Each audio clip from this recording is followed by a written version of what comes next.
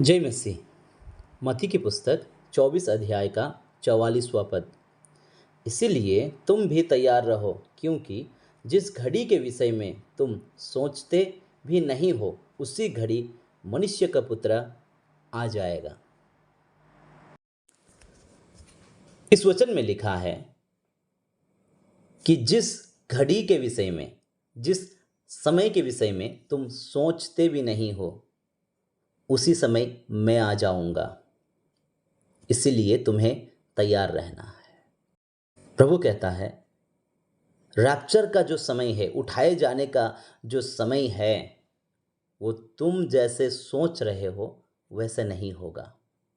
क्योंकि आज बहुत सारे प्रभु के दास और सेवक प्रभु के लोगों को, कलीसिया को ये सिखा रहे हैं कि कलीसिया कलेश में नहीं जाएगा। प्रभु कलेश और महाकलेश का जो 7 साल है, उससे पहले ही आकर अपने लोगों को लेकर चले जाएंगे। हमारा रैप्चर होगा, जो बाइबल में नहीं है, जो बाइबल में नहीं है। मेरा ये वीडियो बनाने का एक ही मकसद है,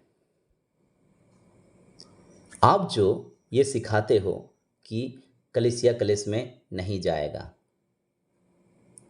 या आप जो ये विश्वास करते हो कि कलीसिया कलेश में नहीं जाएगा, क्योंकि आपको इसी तरह से सिखाया गया है, तो जब आप कल कलेश में जाओगे तो आपका क्या होगा? सोचिए, क्या आप उस समय प्रभु के लिए तैयार रह पाओगे? क्योंकि आपने तो ये विश्वास किया था कि कलीसिया कलेश में नहीं जाएगा। लेकिन अगर हम बाइबल के अनुसार देखें तो कलीसिया को 3.5 साल के कलेश से होकर जाना पड़ेगा। उसके बाद ही प्रभु आकर अपने लोगों को लेकर जाएंगे।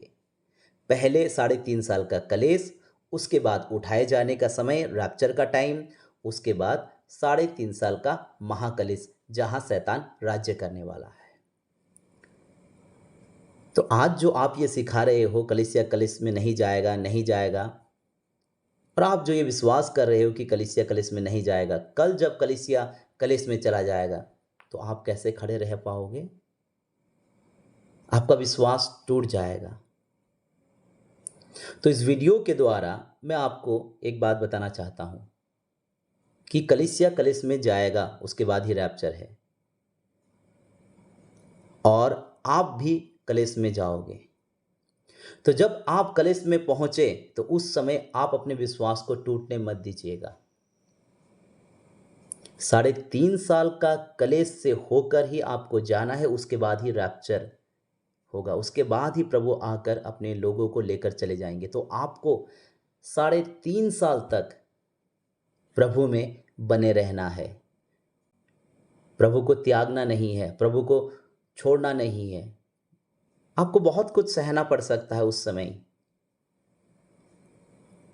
जैसे आज बहुत सारे प्रभु के लोगों को, बहुत सारे प्रभु के दास और सेवक को हमारे भारत में ही बहुत कुछ सहना पड़ रहा है। तो आने वाला समय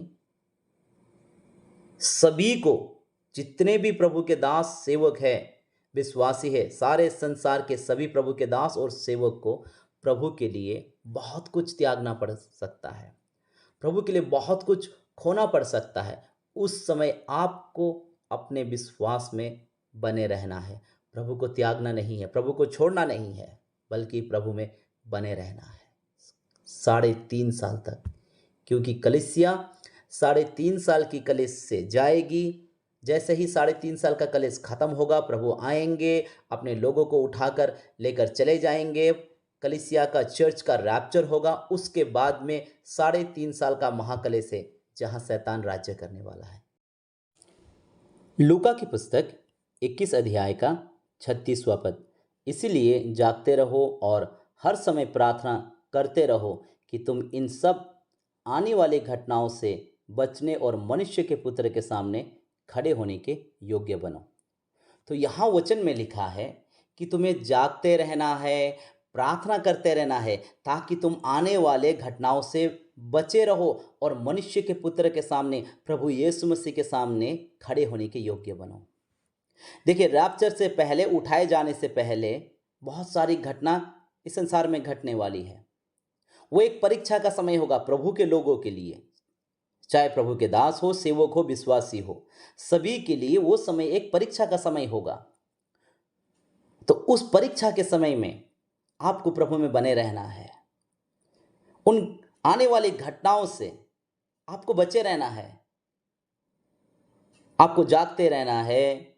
आज संसार में क्या हो रहा है उसे देखना है, बाइबल से उसे जांचना है, प्रार्थना करते रहना है। तभी आप मनुष्य के पुत्र प्रभु यीशु मसीह के सामने खड़े होने के योग्य बनोगे। इसका मतलब है आप रैप्चर में जा पाओगे।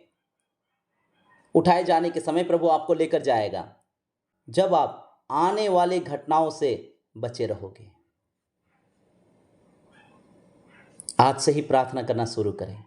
प्रभु से कहिए, प्रभु आने वाले घटनाओं से मुझे बचाकर रखिएगा। प्रभु उस कलेश के 3.5 साल में मुझे खड़े रहने में मदद कीजिएगा। प्रभु मुझे विश्वास दीजिएगा कि मैं आप में बना रह सकूं और मैं आपके सामने खड़े होने का योग्य बन सकूं। मैं आपके संग स्वर्ग के राज्य में प्रवेश कर सकूं।